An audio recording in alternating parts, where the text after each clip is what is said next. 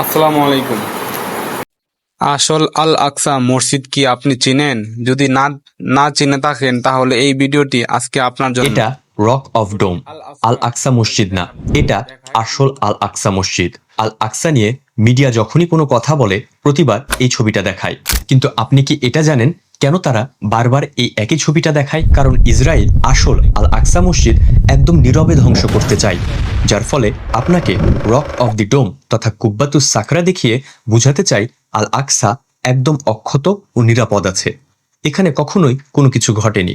এরপর তারা এখানে থার্ড টেম্পল বানাবে, কারণ ইহুদিদের বিশ্বাস মেসিয়নিক যুগের অবস্থা প্রতিষ্ঠার জন্য থার্ড টেম্পল তৈরি করা জরুরি। কিন্তু কি এই মেসিয়নিক যুগ? ইহুদি ও ইহুদিবাদীরা বলে যে এমন একটি সময় আসবে যখন তাদের প্রতীক্ষিত মসিহা আসবেন এবং তিনি সমগ্র বিশ্বকে একত্রিত করবেন, যার ফলেই এত রকমের বিভ্রম সৃষ্টি করা, যা ইসরায়েল তাদের প্রতীক্ষিত মসিহার জন্যই করছে। খ্রিস্ট ধর্মে এই মসিহাকে খ্রিস্ট বিরোধী বলা হয়, আর ইসলামে আমরা তাকে দাজ্জাল বলি।